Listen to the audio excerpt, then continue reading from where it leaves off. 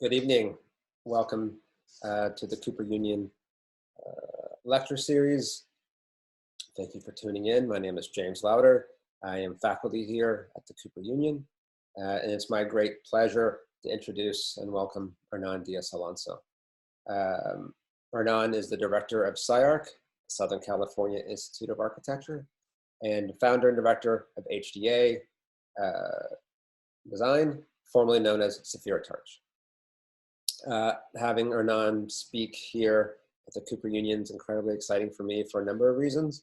Not only because I'm a product of SCI-Arc, and I think I'm always excited when there's any type of exchange between the two institutions, as I feel like there are few places like, I think we're sister institutions, and I feel like there's few places like us in the world. So especially in moments like this, I think it's important that we reach out and engage one another and discuss ideas about architecture. And I think also I'm excited to have Hernan here because, you know, I've known Hernan for 20 years. As a student, I took Hernan's very first studio at SCI-Arc. It was a summer studio. Right afterwards, I worked in his office and I was his teaching assistant. So yeah, can you imagine 20 years later, here I am introducing faculty at Cooper, introducing Hernan as the director. It's fantastic. And I can tell you, you know, I think when Hernan first came in, he displayed a lot of the qualities and traits that I think he still has that makes him a great director and educator. We didn't know much about him. He was just this young guy who just come out of Columbia. He had a university.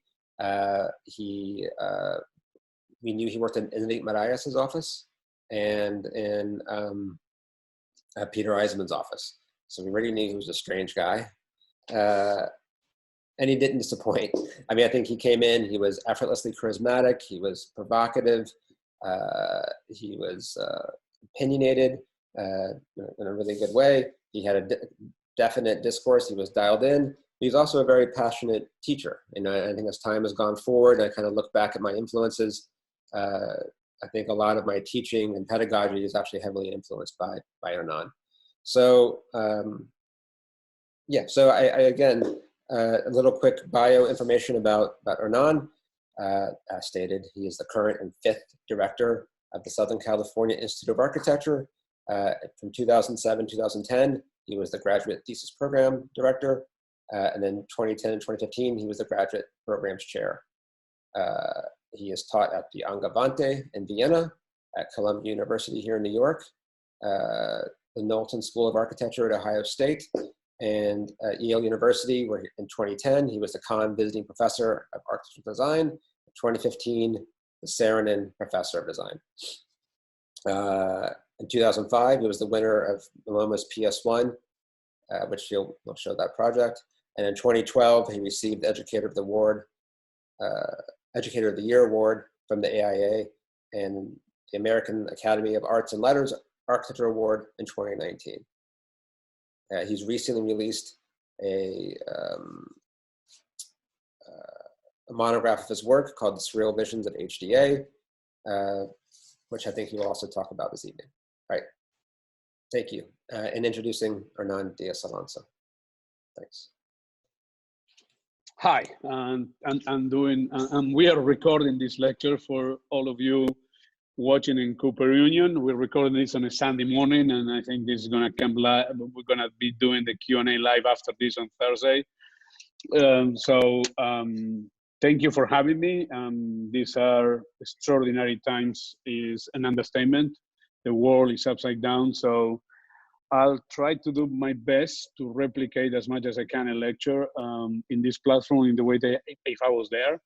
So it's always a pleasure and an honor to be at Cooper, one of the true extraordinary schools of architecture with one of the best pedigrees, with a lot of friends there and people who I love dearly, and I'm really, really happy to have the chance to do it, even if we do it in this way. I think in this time it's great for us to keep communicating with each other and to be interacting as much as we can and to keep the debate alive.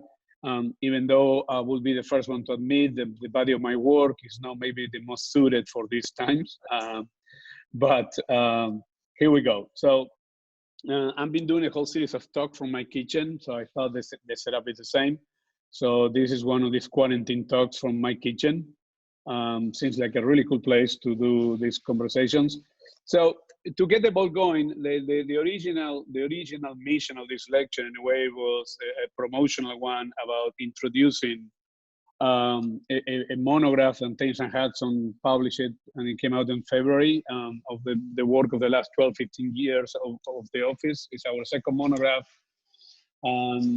This was supposed to be the original cover, which are my X-ray of my teeth.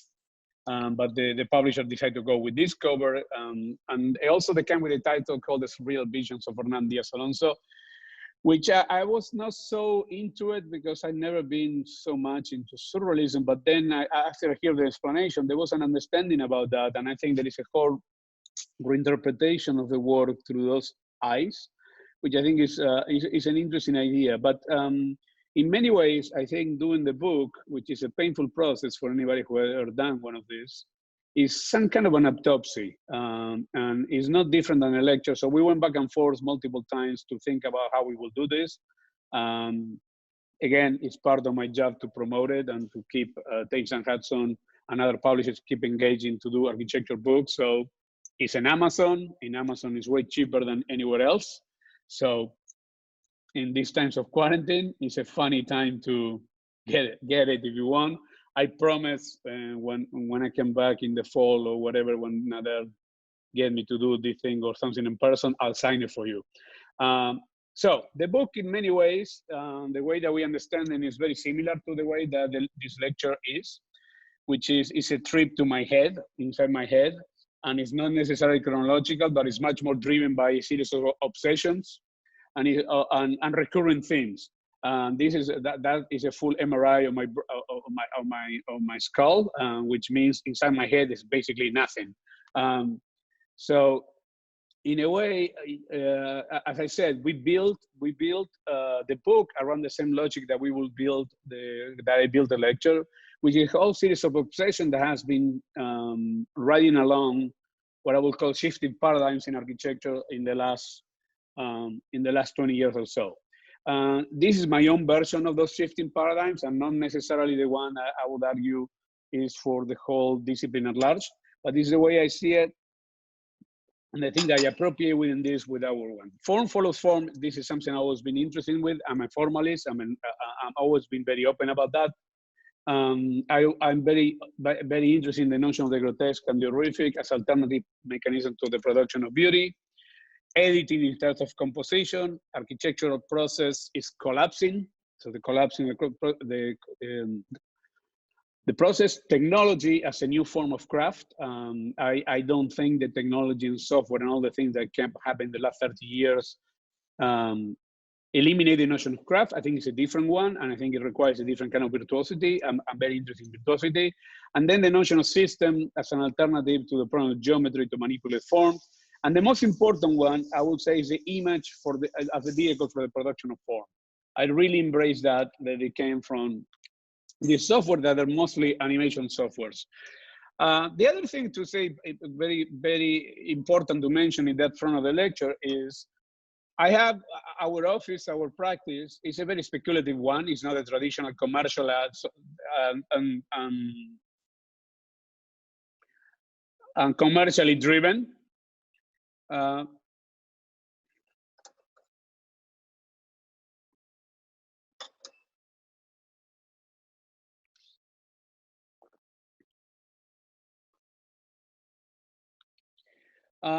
But it is a practice that is built on the notion of speculation, which means it's always very clean intertwined with my teaching and now being the director of the school, but with an academic practice that allows us to interact in a very dynamic way with the speculative practices, which is built, what I would say, in the most important argument that came out of digital technologies, which I will call as new coherences. The possibility that you can overlap very contradictory concepts.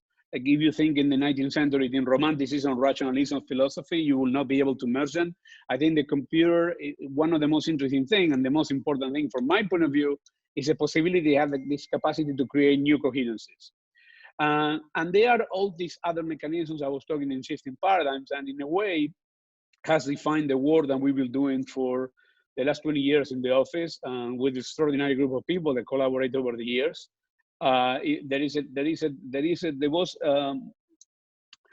in the early work in the 2004, 2003, there was a clear kind of a partnership with the technology in which we were, I would call it experimental phase, because we were experimenting, we didn't know exactly what we were doing, and we were bound by whatever was that the software would allow us to do, that the single surface, the spline, and all that time. But as you get more comfortable with that territory and you understand that this is the logic to work with, I was very interested to embrace the notion of image and the cinematic effect. This has to do with a long story, which I'm not going to get into today, but in the interest of time, that I really wanted to be a filmmaker more than I wanted to be an architect. So the animation software, it was an idea to start to merge these two worlds. So when we did the PS1 MoMA in 2005 that we won, what I'm showing you right now is an animation from that time. What I'm showing you to you now right now is what we showed to the jury at that time. And it was a very choreographed design. It was not a fly through, but it was to start to use the camera and animation as a way to construct the project, as a way that the project was a little bit like using Alien or Ridley Scott, in which you can never get to see the whole monster until the end.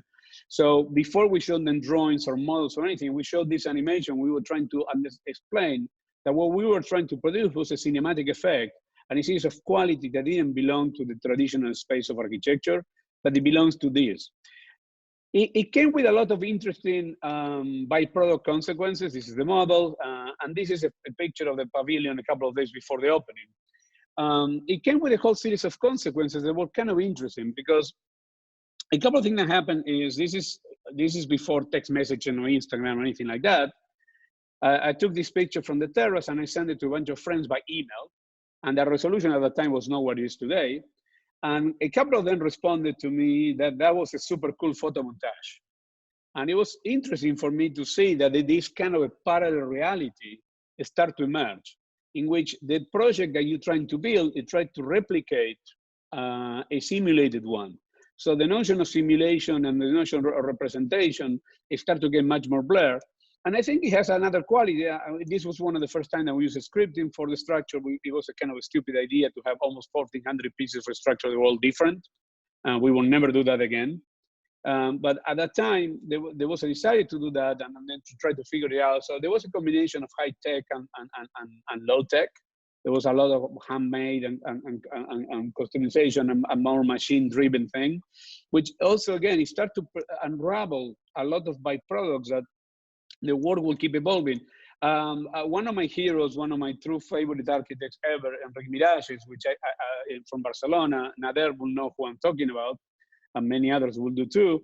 There is a lot of things I stole from him. One of them was the idea that the projects are always in continuum, that you're not working in a single project, you're working always in multiple projects. And in a way, it's a notion of a species, but at the same time, also, it gives you a sense of, again, autopsy, which the end of this project will become the next one. So a lot of things that we understood there by, like, for example, material effects that of composite injected benches that we did in LA in dry weather when we moved to New York, because we were going against time, because we only had 2 months to do the installation. When we put in the summer, hot, humid weather in New York, it started to develop bubbles into the thing. And Nikolai Yurosov, who was at the time the New York Times architecture critic, he always mentioned, you're interested in the grotesque and the horrific, so you did that on purpose. And my answer was, yes, of course.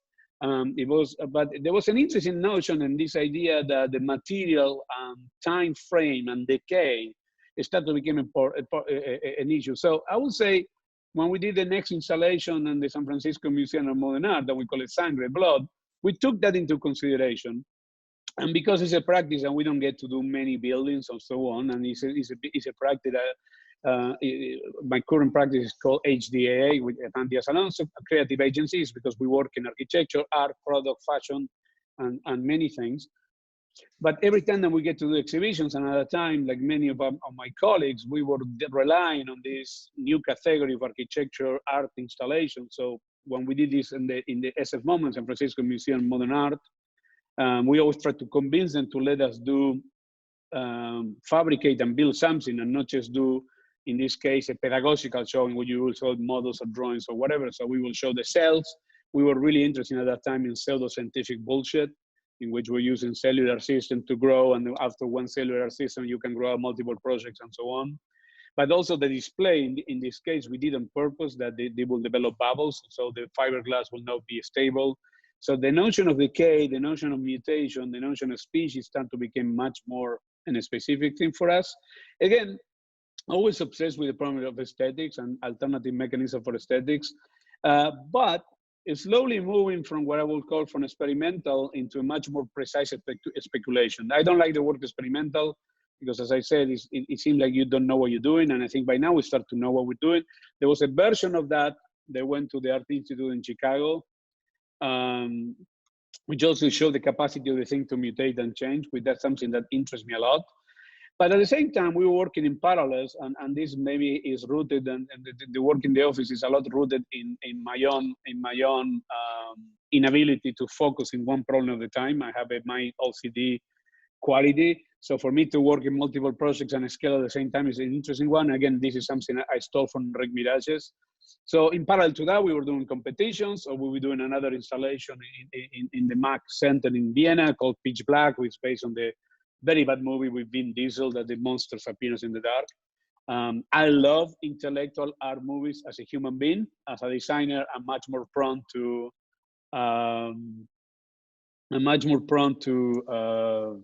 popcorn, shitty movies. I find them much more useful. I'm absolutely committed to the idea that simple ideas and even banal, stupid ideas have the potential to produce very complex projects. And I think if you start with very complex ideas, the project almost never lives to those expectations. I think, of course, there are different rules about that. I think Samuel Rencortas is exactly the opposite of that, and I think he's brilliant at it. My brain is not wired like that, so I feel much more comfortable operating in the opposite direction. But when we did a show at the MAC in Vienna, we were learning things, and so the animation didn't become, or the film, it didn't become just a way to navigate the project, but it will become the project itself. So in a way, the installation was to have almost like a frozen animation, but unlike in PS1, each piece was basically the same, and we by just simple manipulations of the angle of the legs, it will give us effect of variation. So we learned things along the way. At the same time, it was the first project, I would argue, that we start to operate in really in an art object scale, but it's an architecture idea with artistic effects. So I don't think artists will never accept architects and artists, and when architect does art, is something else. But there is a kind of an interesting hybrid territory that we start to navigate. So this will have artistic effect, but it's thought through the eyes of an architect. So you will think about circulation people and the assembly of pieces, and it's still full of tectonics, which again, a product designer will never think so much in tectonics, or to try to avoid tectonics as much as possible. And an artist will not be interested in that neither. It will be interested in the only pure artistic effect. So there is an interesting territory there. And again, I will consider myself first a designer more than an architect, but nevertheless, my training was as an architect, and it's in your brain. The other interesting byproduct about this project was there was a second version that happened 10 years later in Shanghai. There is a 3D print museum, and they liked this piece, and they commissioned to get involved in for the main lobby installation. But like the project in Vienna, we were not involved whatsoever in this one. We just sold them the copyright of the 3D file. And we sent it to them, and then they invited the opening, and they did this version of this. The only reason I mentioned to this is because especially when talking with the students, it's interesting for all of us to think about also the notion of commerce and the notion of business in relation to how these things are changing. So the way how we can start to operate, there is a whole series of possibilities that we cannot even foresee. And it goes without saying that in the incredibly horrific crisis we're going through, it's going to reshuffle and rechange a lot of modes of operations. And I think architects, we have a couple of edges against other people, because we are one of the last, if not the last, humanist profession in which we are generalists. We are experts in being generalists. We misunderstood and misunderstand and misuse everything, which give us an edge because we have a kind of a holistic way to understand problems that very few people they have. So when we're in the moment like this, that is going to reshuffle a lot of things, keep in mind that the way that we think, it can create opportunities for architecture that goes beyond buildings and it goes beyond how we operate. So I like to talk about those things a little bit as opportunities in which architects, we need to learn how to have much more control process of the financial side of our issues. So going back to the project, out of the MAG, in parallel to the MAG, we were invited to do this competition for a guest house outside Paris for Natalie Seruzzi, which is an art collector. And so what we were kept evolving with this notion of a species, and again, start working with singular entities that can be loaded with information and you can add it. But in this case, we start to learn that we can have only 3 or 4 different cells, and then in the recombination will produce new effects. But the other thing what happened with this project is I rediscovered my obsession with line drawings and plant drawings that come again from mirages. But one of the things that I always, I come to terms over the years is I love computers and I love technology because it projects the new coherencies and new aesthetics and all that. But also in a biographical way, it liberated me from me to figure out a path forward from Enrique Mirages, which when I was a student, I was copying his work a lot. And I thought, and I still think that Mirages in many ways was the architect who closed down forever 2D drawings. For me, it was impossible to think what else you can do with that.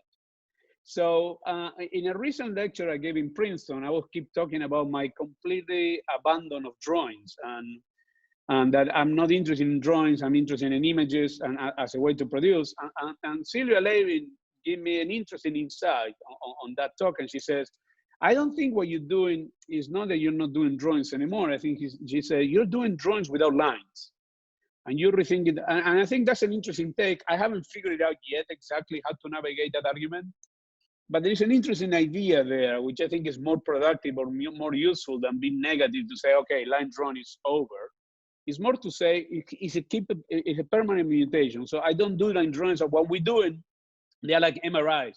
They're afterthoughts out of the totality of the three-dimensionality. They're not really generative like they used to be when people like me, my generation, I'm 51, I learned to draw by hand on a stylograph on paper, and I was super precise. But I was never somebody who did sketches. I never liked sketches even before computers. I don't like sketches. I don't respect sketches. I have no interest. My students know that they cannot show sketches to me because I find it imprecise. I would say the sketches is like dirty underwear. Everybody has it, but you don't want to see it. And because there is a lack of precision there that I never interested me. So again, something that I learned from Mirage was the idea of the precision of geometry. So I'm right now thinking about this notion of image or not drawing or drawing without lines. So it's an interesting conversation, but what I can tell you for sure, I have no interest whatsoever in the fetishism of the celebration of line and so on that many people are doing now. I think it's important work. I think it's important that people are thinking about that. I'm much more embedded in the image. And so in parallel to that, we did this chair for the Art Institute in Chicago, that it was one of the first times that we used contaminated algorithms. So the idea to start agencies of contamination, which I think is what it brings us to the more contemporary work that we're doing in the office. We took the canonic IMS chair and we infected with a script. And we produced this in 48 hours. We didn't know what we were doing. And we ended, this is not the render, we ended manufacturing. This is the chair itself. I don't like it, the project, but it was a good lesson that you have to pay attention to all of them because you never know which one they're gonna get produced or when it happens. So it was a really good lesson to learn. But the other thing which was interesting is the notion of agencies of contamination. I think around 2009, 2010, many of us who were part of the second wave of digital jockeys, or we start, for example, myself, I jump into pure virtuosity and to develop a virtuosity of the digital. And in a way, it's a very romantic idea and even classicist idea. But I thought at that time a lot of people start to use external factors of contamination to really reshape and to reclaim a sense of authorship, which something was a script. This was around the time that we were doing our first collection for Alessi, an installation in Selfridges in London. But part of the thinking about this was to really reshape this notion that almost to rebel. If you think about that, in a way, if we take the Renaissance as kind of the beginning of architecture as a cultural practice in the Western civilization, at least, there was a desire to produce perfection through imperfect techniques, probably because there was a lot of religious architecture going and so forth. And now we have these computers and this technology that produce perfect equations, and there is a desire to start to produce imperfection with them. And I think it's the humanity of it, and I think it's the claim of authorship, despite some people would not like to talk. Sorry, my daughters are shouting around because we are in quarantine, so my two girls are running around. So it's more real than ever. But I think this is an important idea, because I think, not because it's my idea, because I think many people are looking into it, is the idea that despite our best effort, and despite the best effort of the Anglo-Saxon culture to really diminish authorship, something that architecture is a natural consequence of A, B, C, D, or whatever, I think it's not true. I think we all crave for that. And I think we start to look, and at least our tools were to look through agents of contamination. So if we organize it chronologically in our own work, the early work was contaminated by biology, then we add ornament, then cinematic effects, artificial nature. Rituals and butchery are the more recent ones, and we keep using them. But mostly, there is an overlap, and there is an accumulation of them, and we have zero capacity in the office to edit the things out. So any new agency of contamination that we throw, it piles on the previous one. It piles and piles and piles. So minimalism is not our forte. I mean, there are great people doing that, but we don't know how to do that. We don't know how to edit things out. So there is a layering of it. So as we keep evolving, and this was a competition that we did for a museum in San Sebastian in Spain, there was an interesting innovation in here for us internally, which was, it was the first project that we did, then we had to negotiate an existing one. So it was an expansion of a monastery, which it forced an interesting idea, because the notion of friction, this was the first project in which our objects are not floating in the space doing their own thing, but start to negotiate with the dirtiness of the accumulation of evolution of things. So in this case, it's an 18th century building that we need to add this extension with all the implication of that, and in terms of the Platonic geometries, where the geometries that we want to work that are less defined, and to really start to incorporate our own Platonic geometries, which start to produce a slightly change of mood, which the project started to become less refined, and it became much more animal or pet-like, and it started to have a certain funny qualities that we think is, I don't know, I thought it was an interesting revelation. But again, you can see it here maybe more than anything else in the plans. And again, I really think the plans for me used to be X-rays, and I think they are MRIs. There are multiple things that you do. So we do it because you have to convey, there is a certain kind of a collective memory, what plans means in architecture and so on.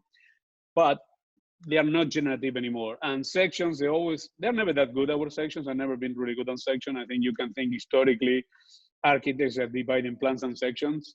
There are very few in history that did both well.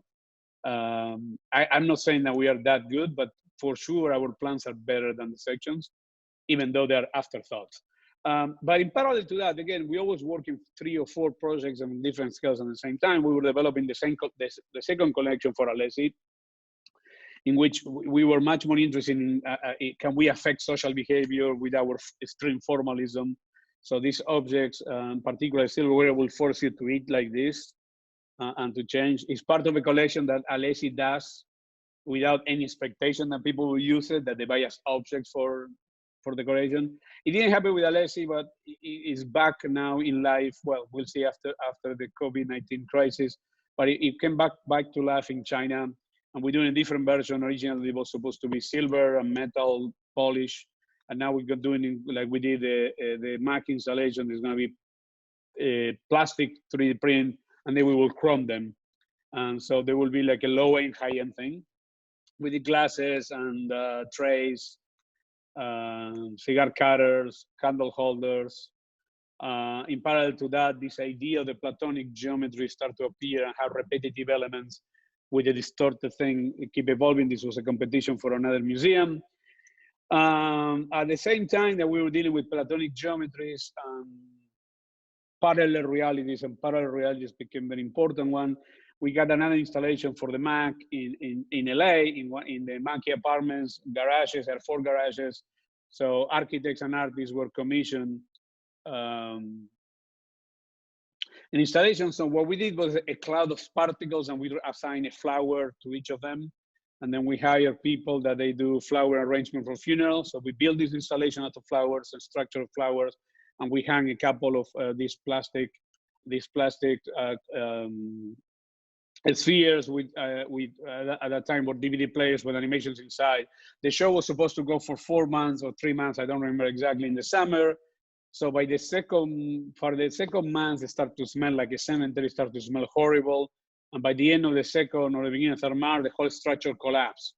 And so this idea of time-based design, but it started to compose decay, humidity, mold, and all things, it became the autopsy for the work that we will do moving forward. So when Francesca von Habsburg for the Thyssen-Bornemisza Foundation in Vienna commissioned a small pavilion, art retreat in Patagonia, we came with this idea of the decay and flowers and colors. So the idea was to have this series of pavilions that will be surrounded by this. This is the model, to have this ornamented structure that we keep doing and get ivies and flowers to grow, which it will give us a couple of solutions for a couple of things. One, it can be seasonal, so architecture can change color over time because of that. And also it helps us with deal with color, which we always been horrible at it. I've never been really good with colors. I don't know how to deal with colors. So this was an easy way out to it, and we keep doing shiny thing with colors and so on. That also generated a whole series of furniture too, that it became more and more about the impossibility and also to intimidate the desire to use. So I would say there is an underlying condition in which we want to produce things that provoke you and challenge you, like dare you to use it. So it's maybe too extreme of a version to say form follows form instead of form follows function. It's maybe forms follows fear of use or something like that. But at the same time, we want them to be things that you can use if you choose to it. So we did this series of rose chairs in which there was also more and more about this contamination, in which the full integration of digital, we want to separate now the structure from the skin and be more conventional. So we did this version of this bench for La Pampa in Argentina, but also we did this for the same woman, they commissioned the competition for the guest house outside Paris. It's a beautiful house by Claude Parent. So we proposed this bench for her garden. Which brings me to, I think we're doing okay. I think I've been talking for what, 25 minutes, so that gives us another 20 minutes or so. It brings us to the most recent work, which I will say is really embedded with the impossible pursuing of the literal as a way to rethink the pronoform. I think architects will always rely and always will rely, and it's impossible to break away in the abstraction. But this is something I became more and more obsessed in recent years about the literal. The things to be literal. This is something that artists can use in a way that architects will always struggle with. But it was really inspired by Francis Mallmann, which is a super famous Argentinian chef by now. Thank you to Netflix chef table. But this is way before he became known in America, but he has been the most important chef in Argentina for years. And he was trained in conventional, traditional culinary French style, but then he decided to get rid of that and revisit traditional mode of cooking in Argentina, like barbecuing the whole cow and things like that. So the idea of the low end, high end, and rituals became really important, and the literality of the rituals. So when we did the second version for the Thyssen-Bornemisza Pavilion in Patagonia, we decided to go literal and to really deal with cows and sheep, and to really make the architecture to be literally like it will be doing that we will do acts of butchery and act of organization. This is something that I'm very obsessed until today, and the students at SCI-Arc and my current students at SCI-Arc, they're dealing with these problems of literal in different ways, and they're doing interesting progress. Again, understanding that the achievement of true literal is impossible for architecture, the same way that true originality is impossible. I think architecture is always built in the genealogy of concepts. I think if you're working in subjects and nobody else is working on it, you're wasting your time. So as much as our best efforts, or my best effort to forget about presence and to forget about typology, or to try to overcome typology and replace it for a species or replace it for genders or genres, you're always trapped by that. But that should not deviate of the pursuing to try to avoid that and to try to erase it as much as you can. So for us, the literal is a contamination. It's a way to augment this possibility to break away from what I consider the trap of certain traditions or certain prosaic qualities of architecture as a discipline. So even though I consider myself a disciplinarian in terms of knowledge of architecture, like Florencia said these days about, remind me about this Einstein quote that imagination is well more important than knowledge. So we always try to figure it out that forms of disciplinary knowledge can be challenged into something else. Again, understanding that you're limited by it, that you're never gonna become free, the same way that you cannot liberate yourself even through psychoanalysis about your own biography or your own history as a human being. You cannot liberate yourself from your past, but that doesn't mean that you cannot produce minus inroads. So rituals and butchery became a really fetishism and an obsession. And again, we always driven, and my brain is driven by obsession. So we start really looking, and I bought every book I think that I can find on butcheries and different cultures of butcheries. And this became super interesting for me because it's one of the most interesting things to understand how to carve and manipulate 3D. And also the idea of the decay and the idea of the ritual and the idea of life and death and all that, and all the metaphysical things that we always tempted in the back of our head as an architect is still present there. So we really went with the literal and butchery. So this was an installation of meat that we were proposing to do in Ohio, working with Jeff Kipnis. So we even figured out how we will mill the meat and so on, and how we can and series of things. But then we start to treat a whole series of families about butchery, architecture, or literal cowness typology with our body of work. There's a typology of cow-oriented ontology that we were working and part of the multiple ontology. So we did this little porcelain lamp that they look like little cows that will be for kids. Hopefully we'll get the prototype soon about this. But also we did a chandelier for a guy who has a very interesting sadomasochist objects collection in Austria. Let's see if I can make it work. Yeah, it's coming. So one, you can take, well, some reason that animation is not playing, but anyway, you can take something cute and by scaling up, it became grotesque and vice versa.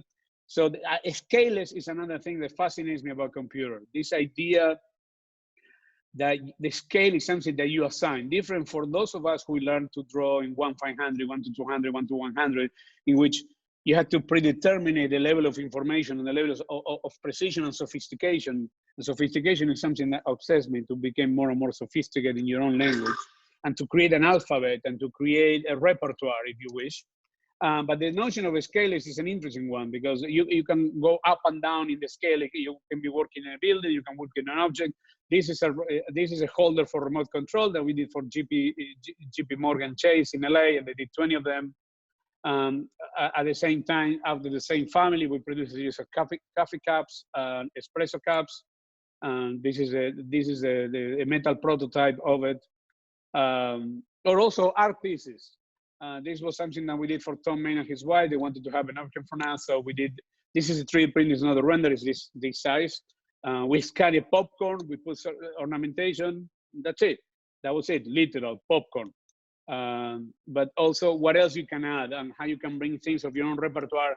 So you start to become a DJ in a way, or a sampler of your own work. So you're sampling, I mean, and right now we see a lot with artificial intelligence about sampling and all that, but you can do that with your own work. And I think you start to build a notion of repertoire. In parallel to that, we also work in the $10,000 version for a social house for Infonavit in Mexico that is made out of 3 water tanks with a fabric roof, and during the day is a shop and at night is a house.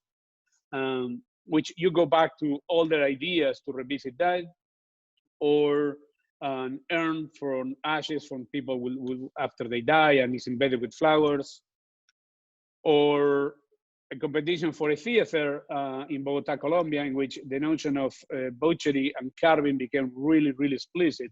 This was a tricky project. It was an expansion of existing theater, and you had to fulfill the whole blueprint of the site, and then we will carve this courtyard. So the animation is a little bit deceiving, but the effect was to produce this kind of a glass box, which is very typical Latin American way to produce architecture.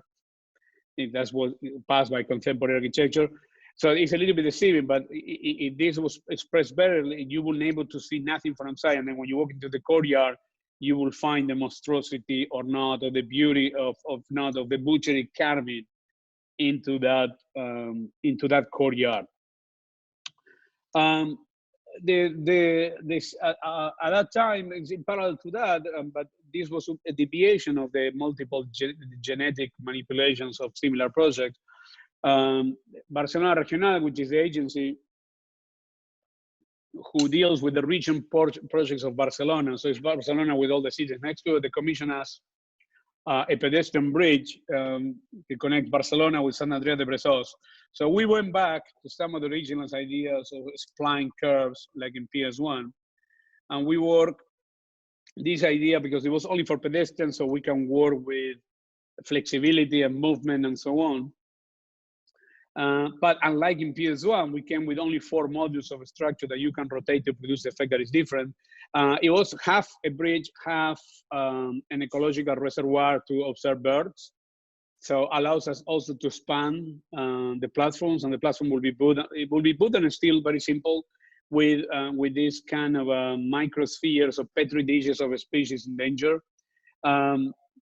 Unfortunately, the party was ruling the city, lost the election, so we lost the commission of that. But we were pretty advanced in the development of this project. They were trying to rethink this notion of the bridge that it will be an stability, almost like the bamboo bridges that you might find sometimes in India or in Asia. So we were revisiting that and working with Klaus Bollinger, the phenomenal German engineer who worked with Zaha Hadid and Wolf Prix and many others, to come with concepts that will help us to do that. So you can see here what I was talking about. The bridge part is only the half. The other half is the bird platform thing. And again, revisiting the drawings and figuring out how we build this and how to have literally only 4 modules and how the 4 modules can be reassembled. We went pretty far down the road with the project, so we didn't go all the way to construction drawing, but we were already in DD when they lost election. The same agency commissioned a project that we knew was much more far-fetched, was another platform to connect the Barcelona Zoo with Barceloneta. And what we wanted to do in this one was to elevate the park and to have an elevated park, an artificial garden, elevated garden, and to produce artificiality. That project went nowhere, but we took a small piece for another project in Mexico's, in the skirt of Mexico City, in Jojutla. And we took a part of that, and the original commission was to do 2 little plazas and 1 little bridge. And we told them, why we don't consolidate all the budget into one project, so we can do like an elevated plaza, public domain. So it's not just a park, it's multiple ways to cross from one neighborhood to another one, but it will allow for quinceañeras, parties, or weddings, or mariachi festivals, or whatever else. So it became about the notion of ludic, and the idea that you elevate the neighborhood not only because function, but you elevate it because you created ludic qualities, and you're trying to produce an effect of aesthetic conditions that can create a sense of pride for the neighborhood. So in a way, for those people who think that the formal project and the social project cannot go together, I don't accept that distortion. I really think that beauty and the aesthetic of design is a human quality that it should be tackled, like affordability and all that. The project was done will be done metal and wood, and it will be used in local companies, and even milling machines that now is very common there. But the idea was, again, that you can create this ludic public space that can operate as a functional bridge, but also it can operate as a destination, and it can become a place for people to congregate and celebrate their communities. This project is not dead. We'll see what happens after this situation. I think, of course, all this project will take a back seat for a long time, but we are willing to keep working with them, and we are happy to work pro bono and really try to get the project to be done.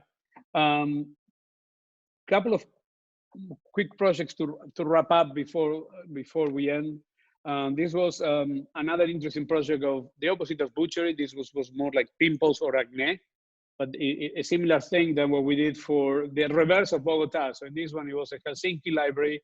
You needed also again to consolidate the whole block. So we decided to do a block and then fill it with Fabergé eggs. So the library happens in the Fabergé eggs, and in the block, it will be like a winter park that people can use. It's a Helsinki, and as we know, public libraries today are more like social agencies than libraries themselves.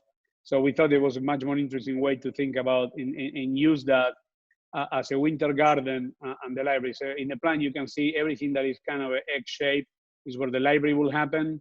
And then the rest will be these internal topographies and people can use as a winter park.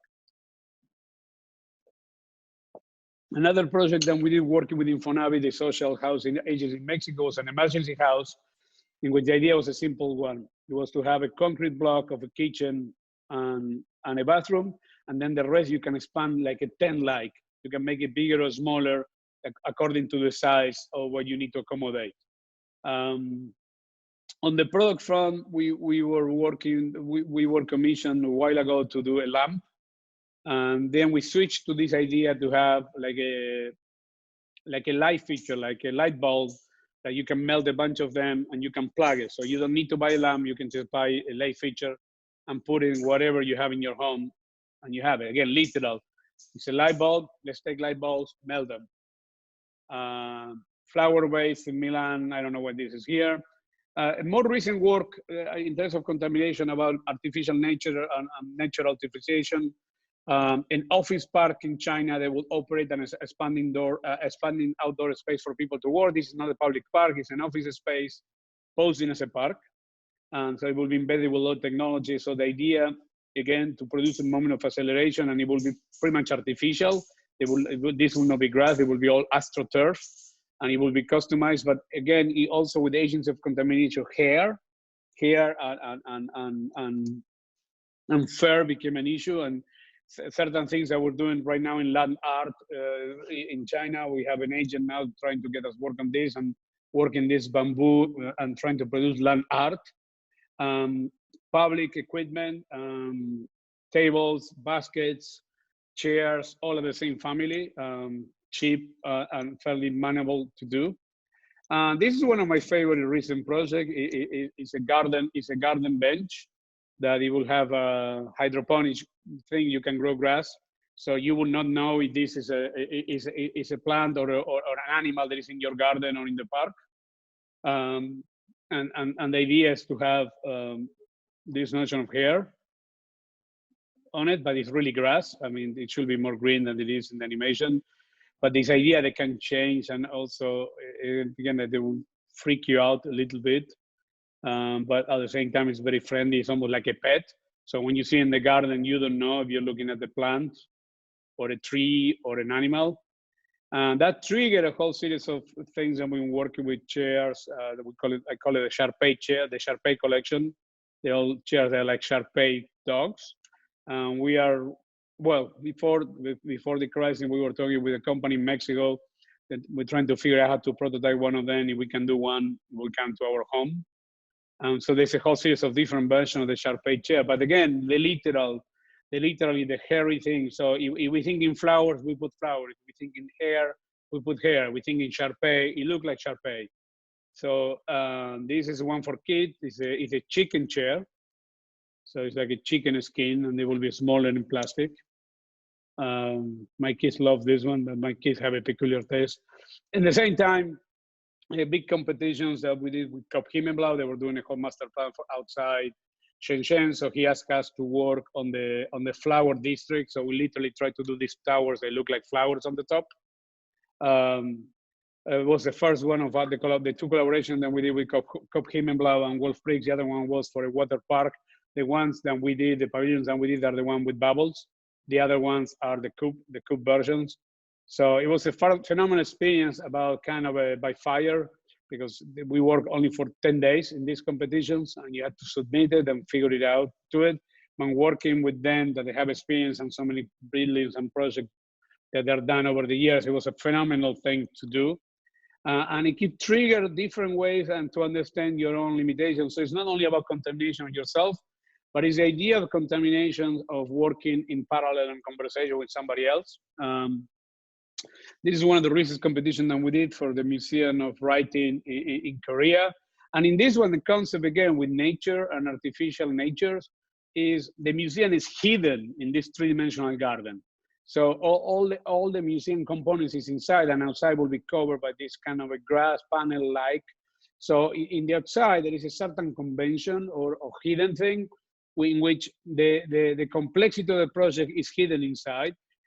This was something that evolved from a previous project that we did for the Guggenheim Helsinki, in which we were trying to do almost the opposite of Frank Gehry Guggenheim in Bilbao, in which the public space will be the normative space and the radical or the speculative space will be the exhibition space, which clearly is a stupid idea and no curator and director would like that. But we thought it was an interesting idea to challenge that the art to catch up with architecture, not the other way around. So again, it was operating this notion of butchery, but also with certain oversimplicity of materials, of wood and steel, and this was and still shiny thing. We do a lot of shiny thing. It's one of my obsessions that I share with fish. I'm attracted to shiny things. But shiny is interesting because allow you to undefine edges and allow you the form to be less readable, even as much as I'm interested in being a formalist. I have an obsession in which the form cannot be read as something that you can understand where it begins and ends. So there is a certain level of infinity and continuity. That is something that it has been a recurrent obsession. So that project deals a little bit with that. I'm gonna speed up. Or it's okay, we do, I mean, I can do Q&A for as long as the students want, Jimmy, so I'm okay. I have the time to do it on Thursday anyway. Sorry, taking longer than I thought. I always forget the animation takes some time. But you can see this idea again of carving inside and hiding inside and almost like a mamushka's toys inside. Anyway, which again, it works by accumulation, and I think every project that we do, we keep assembling. So this is one of my favorite competitions that we did, was for a competition in Budapest. And this one has pretty much everything that we've been obsessed with. The idea of distorting form by a species, the notion of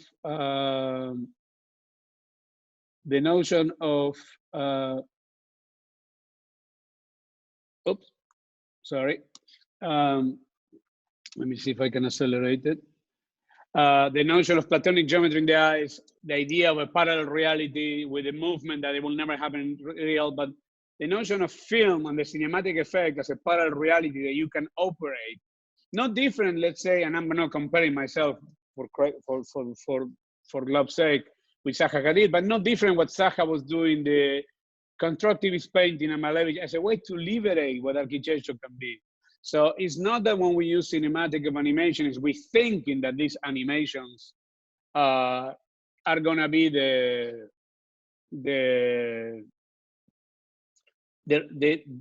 project itself, but it creates a parallel life that allows these things to exist. And I find that to be a crucial condition of it in how we operate as a way to, again, agencies of contamination in, but also liberating your own, the preconditions of the camp with architecture out. So almost like it's a permanent negotiation of friction. I really like the notion of friction and conflicted ideas all the time. Again, I'm pretty sure that many of the things I'm mentioning to everybody is not new. I mean, many architects and many designers operate like this. The difference is always it comes to what you do with it and how it looks what you do. So the last thing I want to show you is some of the most recent work that we embedded, which is augmented fashion. This is something that we are working on developing right now with partners and investors in other parts of the world. And this was way before COVID. This is a year ago before COVID-19. So we didn't finish it in time, but the idea was this was a pollution mask They have the capacity to change color according to the pollution, but also it can reflect your mood. So if you are smiling, it will change to a more colorful color, a more inviting color for dialogue and so on. Again, this was before COVID-19. And of course, today, these have a completely different implication than what we did a year ago. But many of these augmented fashion come from an idea to produce a work of fashion that can relate to health and healthcare. And this was not done out to be honest, out of goodwill or good heart, anticipating any crisis like this one. It was just advice of people who are interested to invest this, that there is a whole market of people that need fashion that relates to healthcare.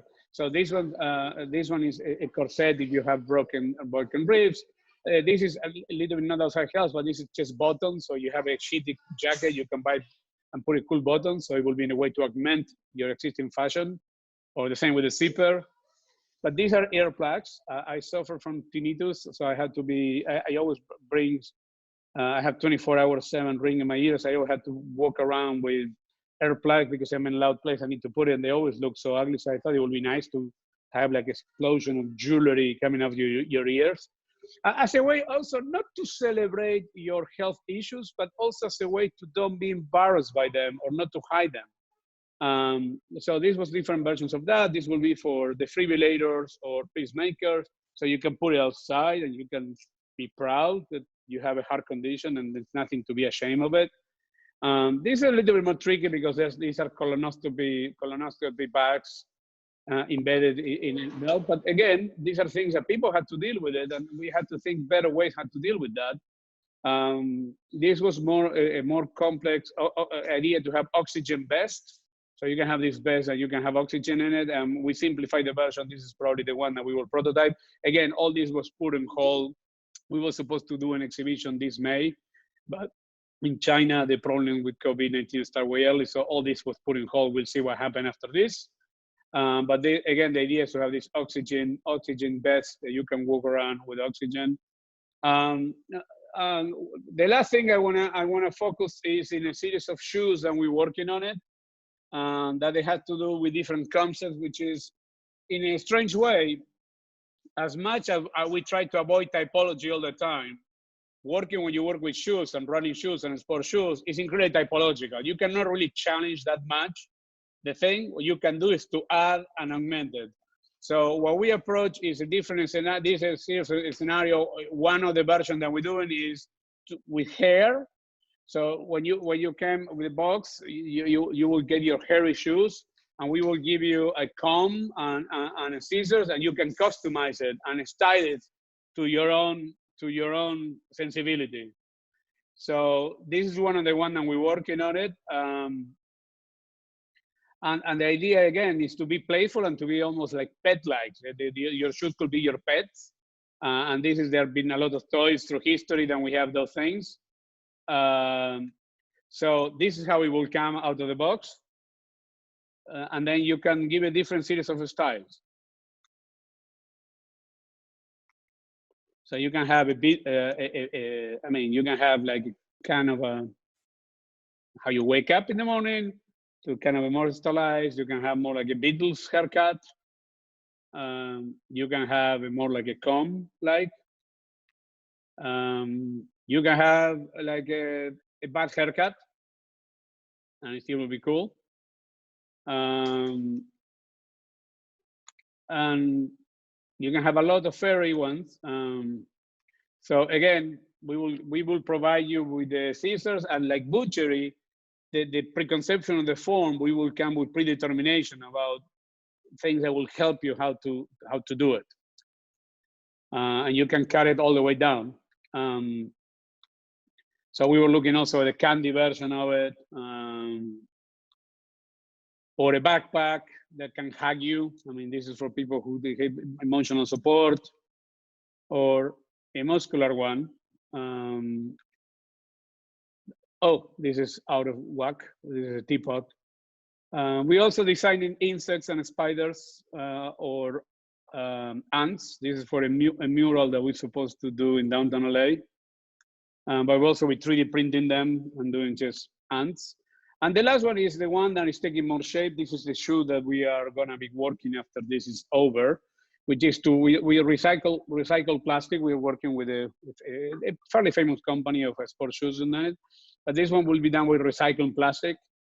So we are looking at different scenarios. One is to make it literally out of recycled plastic, or the other one is that the skin will have certain quality. It will allow you to cut it and trim plastic and attach it to it, so you can customize it. So part of this is predicated in a new concept that is coming into fashion, and we'll see it more and more. The idea that you buy something and you send it back after 6 months and it gets recycled and reused. This is part of some of the things that these companies are exploring. So anyway, to conclude, and I went a little bit longer than I promised, but sorry about that, is I think the work that we do in the office and what I do as a teacher, and I think I do as a director on SCI-Arc, and I think this is a motto that I like to think that our cousin or sister in resistant Cooper Union does too. This is from Stephen Wright, one of my favorite American stand-up comedians. And he says, if at first don't succeed, then skydiving definitely isn't for you.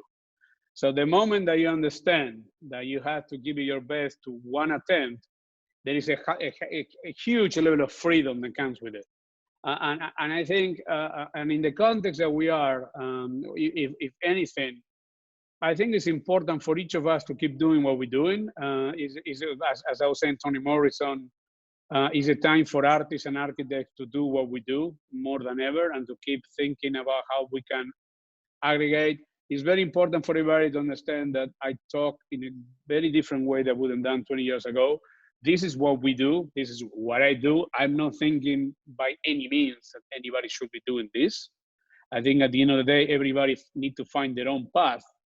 And I'm trying to be as transparent, as honest as I can with myself, and to really find your own way to work and to find your own lexicon and define that you feel that you're contributing and stick to it. And don't be afraid of saying it and don't be afraid of doing it. Because in moments like this, it reminds ourselves that everything that we do is very fragile. So you have to find your way of working that justify your existence every day, that make you interested in get up and go and do the work that you're interested in doing. And that starts first by being very honest with yourself and to really try to navigate your own desires and your own sense of pleasure. I think architecture and design need to be driven by those forces. So that's all I have. Thank you very much. Thank you, Hernan.